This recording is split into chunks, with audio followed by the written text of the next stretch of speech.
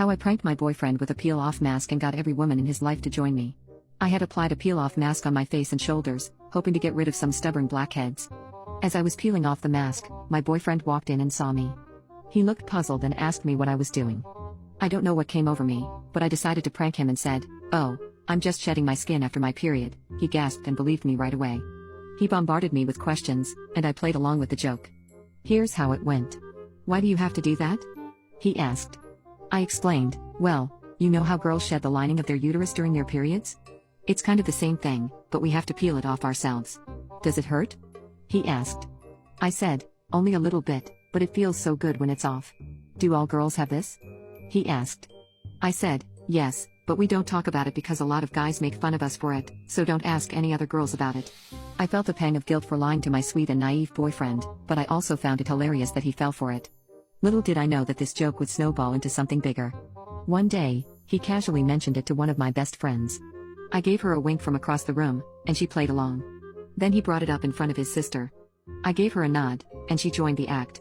She even told their mom to back us up later if he ever asked her. Soon enough, every woman in his life was in on the joke. His aunt, my mom, my sisters, my female cousins, his female cousins, his grandma, all of my female friends, all of his sister's female friends, everyone. Meanwhile, his male friends also heard about it. One of them asked his mom, and she laughed at him and didn't confirm or deny it, so he believed it too. The others just accepted it without question. I had unwittingly created a massive conspiracy that I couldn't stop.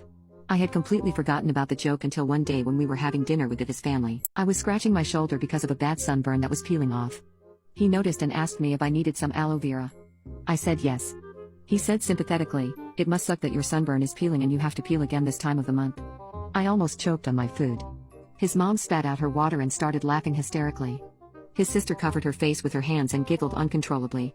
I tried to keep a straight face, but I felt my body shake and my face burn. He was confused and looked at his dad for help.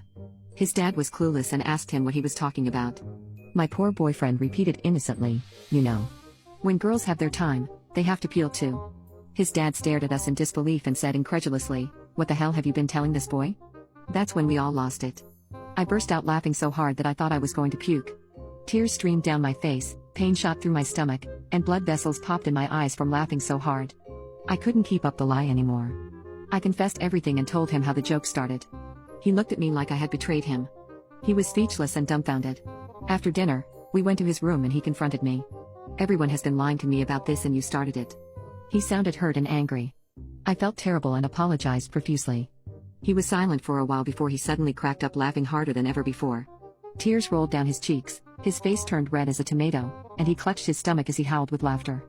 He told me between gasps that he couldn't believe that I had fooled him so well and that every woman in his life had gone along with it.